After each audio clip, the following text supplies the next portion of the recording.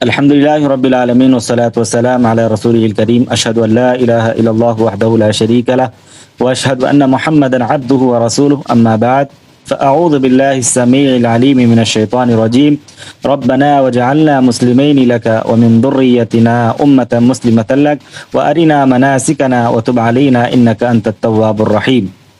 محترم دوستو اور نوجوان ساتھیو، ہر قسم کی تعریف حمد و ثنا صرف اللہ رب العزت کے لیے ہے۔ بعدہ تمام انبیاء علیہم الصلاۃ والسلام پر درود و سلام ہو، خصوصاً میرے اور آپ کے آخری نبی جناب محمد رسول اللہ صلی اللہ علیہ وسلم پر اللہم صلی علی وسلم وبارک علیہ۔ محترم سامعین اکرام، جو موضوع میں آپ کے سامنے لے کر حاضر ہوا ہوں وہ یہ ہے کہ نیک لوگوں کی صحبت کی دعا ہم سب کو کرنی چاہیے، کیونکہ انبیاء اکرام علیہم السلام کی اگر سیرت کا ہم مطالعہ کریں گے تو ایک بات ہمیں یہ معلوم ہوتی ہے کہ انبیاء اکرام علیہم السلام بھی نیک لوگوں کی صحبت کی دعا کیا کرتے تھے۔ اچھی صحبت اس قدر اہمیت کے حامل ہے کہ اللہ رب العالمین کے جو برگزیدہ بندے تھے، اللہ رب العالمین کے جو برگزیدہ پیغمبر تھے، انہوں نے بھی اللہ رب العالمین سے نیک اور اچھے لوگوں کی صحبت کا سوال کیا۔ ابراہیم علیہ السلام نے اپنی اولاد کے لیے اور عمومی طور پر امت مسلمہ کے لیے ہدایت، نیک لوگوں میں شامل ہونے اور صالح اعمال کرنے والوں کی جماعت میں اٹھنے بیٹھنے کی دعا کی، جو اچھی صحبت کی ایک وسیع شکل ہے۔ ربنا وجعلنا مسلمین لک ومن ذریتنا امۃ مسلمۃ لک وارنا مناسکنا وتب علینا انک انت التواب الرحیم۔ اے ہمارے رب، ہمیں اپنا فرما بردار بنا اور ہماری نسل سے بھی ایک جماعت کو اپنا فرما بردار بنا، اور ہمیں ہماری عبادت کے طریقے سکھا اور ہماری توبہ قبول فرما، بے شک تو ہی توبہ قبول کرنے والا، نہایت رحم کرنے والا ہے۔ یہاں امتم مسلمۃ لک کی دعا میں ایک ایسی جماعت کی خواہش ہے جو اللہ کی فرما بردار ہو، اور ایسی جماعت میں شامل ہونا بذات خود اچھی صحبت ہی ہے۔ اللہ رب العالمین نے ان کی ایک اور دعا کا تذکرہ فرمایا، رب ہب لی حکما والحقنی بالصالحین۔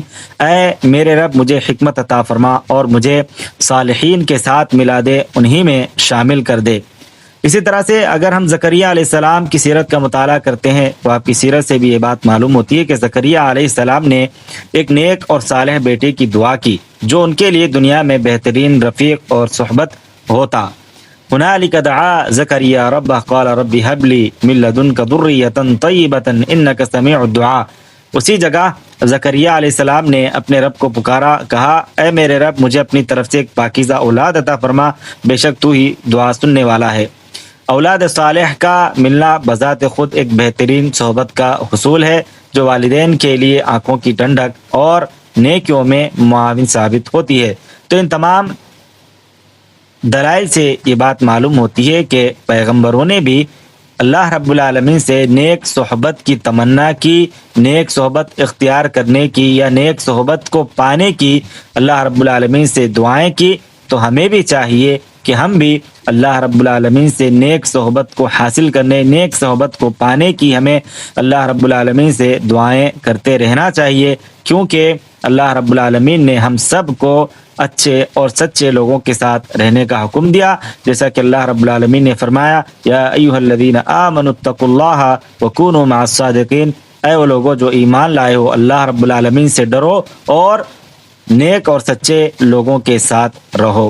اللہ رب العالمین سے دعا گوہوں کہ الٰہ العالمین ہم تمام کو اچھی صحبت اختیار کرنے اور اچھی صحبت کو پانے کی دعا کرنے کی ہمیں توفیق اور ہدایت نصیب فرما، آمین۔ وآخر دعوانا ان الحمد للہ رب العالمین۔ السلام علیکم ورحمۃ اللہ وبرکاتہ۔